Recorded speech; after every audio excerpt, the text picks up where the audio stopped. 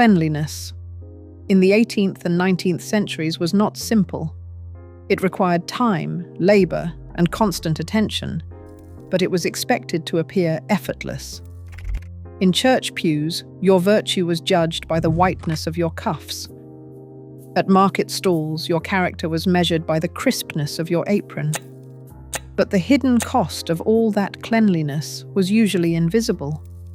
The burning arms, the broken backs, the days lost to steaming copper, those burdens were paid by someone else.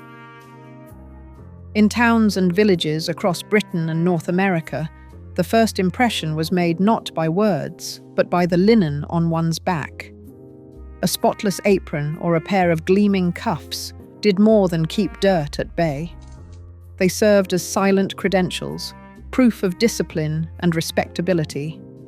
Church services became weekly examinations, with every head bowed in prayer and every eye scanning sleeves, collars, and hems. A stray smudge or rumpled edge could draw whispers or cold glances, as if personal virtue itself were stitched into the fabric. At the market, the scrutiny was just as sharp. Vendors and customers alike judged character by the state of a shopkeeper's apron or the whiteness of a basket cloth. Cleanliness became a kind of social currency, traded and tallied in public spaces. For those hoping to find work, a freshly pressed cap or unspotted gown could mean the difference between a day's wage and a closed door. Within the home, the household mistress set the standards. She inspected every garment, linen and towel, enforcing an invisible code that extended far beyond her own family. Her authority reached into the routines of servants and children alike, with rules about when to change undergarments, how to fold napkins, and how to present oneself at table or door. The mistress's eye was relentless, her approval a prize, her disappointment a warning. In this world, to appear clean was not just a matter of self-care. It was an ongoing performance, staged for neighbours, employers, and kin. The cost of failing that performance was exclusion from the circles where trust, opportunity, and belonging were decided. Before the sun had fully risen, a washerwoman in St. Luke's, London, balanced 2 iron tubs on her head and walked to the river. By noon, her arms burned as if the bone itself were raw, and her back throbbed for days after. She was not alone in this exhaustion. Diaries from 1823 describe the first task of the day, lighting the coal stove, coaxing a damp fire to life while the kitchen filled with the sharp scent of soap and steam. One line reads, "The water starts to boil, my hands already stinging from the cold." These voices, rarely named, reveal the hidden cost behind every spotless sleeve and crisp linen. The work was relentless, hours spent beating cloth with a wooden maul, tending a boiling copper through choking heat, and wringing heavy sheets until knuckles ached. Each load demanded strength and endurance, but the result was expected to look effortless. In the words of another washerwoman, "The master expects the whites to be as white as snow." By midday, exhaustion set in. Arms trembled, skin reddened, and the ache in the back became a constant companion. Yet the pressure to deliver perfection did not ease. These women labored in silence, their fatigue absorbed into the fabric of the household, their strain invisible to those who judged only the final result. The cost of cleanliness was measured in hours stolen from rest, in bodies shaped by repetition, and in the quiet persistence of those whose names rarely appeared in the household ledger. A day's wash began with the heavy work of soaking. Linens and shirts were packed into wide wooden tubs or stone basins. Cold water was poured in, lye or soap was shaved and stirred until the mixture stung the skin. The fabric steeped for up to half an hour, letting grease and dirt loosen. Next came the beating, cloth hauled dripping from the tub, spread over a slanted board or basin, and struck again and again with a wooden maul or scrubbed with a stiff brush. This was not gentle work. Hands blistered, wrists ached, and water splashed across the floor. For stubborn stains, a second soak with hot water and soda was common, the heat rising in clouds of steam. Boiling followed. The load was lifted into a copper cauldron balanced over a coal or wood fire. 50 gallons of water could be needed for a single household wash, each bucket fetched and poured by hand. The copper hissed and bubbled, releasing the sharp scent of soap and lime. After a quarter hour, the water was drained, and the linens hauled out with wooden tongs, scalding hot and heavy. Rinsing came next. Clean water was drawn, sometimes from a river or cistern, and the fabric plunged and swirled to wash away the last trace of soap. For the final rinse, a little bluing, Prussian blue pigment, was added, making yellowed cloth appear whiter. Then starching, with a paste of boiled flour, gave collars and cuffs their crispness. The damp load was fed through a mangle, a hand-cranked press of wooden rollers. Each turn squeezed out water and flattened the weave, but also risked bruised knuckles and strained shoulders. Drying stretched the day further. Clothes were hung on lines or racks, sometimes near a coal stove to speed the process. Only when every piece was dry did ironing begin. Heavy flat irons, heated on the stove, pressed the last wrinkles from the cloth. The whole routine, 8 distinct stages, demanded skill, strength, and a constant awareness of heat, water, and time.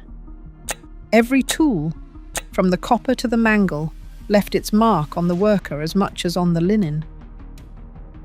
Behind every crisp shirt and spotless tablecloth stood a workforce as varied as the garments they handled. In Britain's cities, laundresses and washerwomen, most between 16 and 35, shouldered the daily burden. Many were migrants from the countryside, drawn to urban centres during the summer when farm work slowed and the demand for clean linen surged. Their names filled parish rolls and census books, yet their work remained largely invisible, woven into the background of respectable life. On rural estates in France, the rhythm of the wash followed the agricultural calendar. After the harvest, women left fields for the laundry, sometimes making up as much as 12% of the local population. In Paris, census records from 1831 counted over 1,000 women working as washerwomen in just one district, each responsible for dozens of loads per week. Payment was often by the bundle or the load, with rates fluctuating by season and region. In North America, the story grew more complex.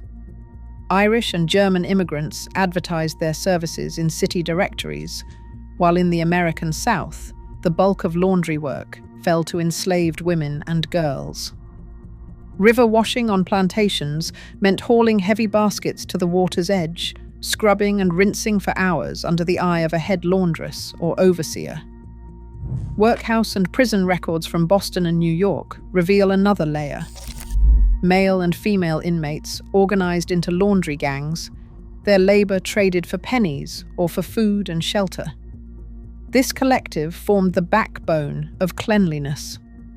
Whether paid, indentured, or enslaved, their days were shaped by the demands of others, by the seasons, by the needs of employers, and by the unyielding expectation that every piece returned spotless, pressed, and ready for inspection. The appearance of order and refinement depended on a web of hands, each one moving in time with the cycles of work and want. A laundress in London might earn 8 to 10 shillings a week, but nearly a third of that vanished on coal, soap, and starch, essentials she could not avoid. Fuel alone, needed to keep water boiling and irons hot, swallowed a large share of her pay before she saw a single clean cuff. Household ledgers from the 1850s show these numbers in black ink, outgoings for soap and coal set against meagre earnings. The arithmetic rarely favored the worker. Yet even in this narrow margin, agency surfaced. One chambermaid, after a bout of illness, refused to wash past midnight and insisted on a higher fee per load. Her employer, faced with the risk of losing skilled hands, agreed to amend her contract. In these rare negotiations, the cost of cleanliness became a point of leverage, not just a burden. Inside the workhouse, cleanliness became a matter of regulation, not just reputation. The laundry committee assigned tasks, inspected results, and kept records that turned washing into a system of control. For paupers and orphans, a compulsory wash was part of daily life, performed not for pride, but as a condition of shelter. Meanwhile, the rise of steam laundries in mid-19th century cities brought a new kind of order. Proprietors boasted of machines that could handle thousands of pounds of linen each day, powered by coal-fed boilers and rows of mechanized mangles. In these factories, dozens of women worked under strict supervision, their labor measured by output and efficiency rather than the needs of a single household. The pursuit of spotless linen, once a personal or family duty, was now enforced by rulebooks and driven by industrial schedules. Cleanliness, in this world, was not just a virtue. It was a system, managed and enforced on an institutional scale. The pursuit of visible refinement still relies on invisible work, just modernized, outsourced, or hidden. Cleanliness remains a marker of status and discipline, but its true cost rarely appears in plain sight. Every polished surface reflects not just aspiration, but the labor and boundaries sustaining it. What do you see? Cleanliness was never simple. It was built on time, labor, and expectation, often carried by those who remained unseen. What appeared effortless was the result of systems, routines, and bodies pushed to their limits. And even now, the cost of looking clean is rarely paid by the person being judged.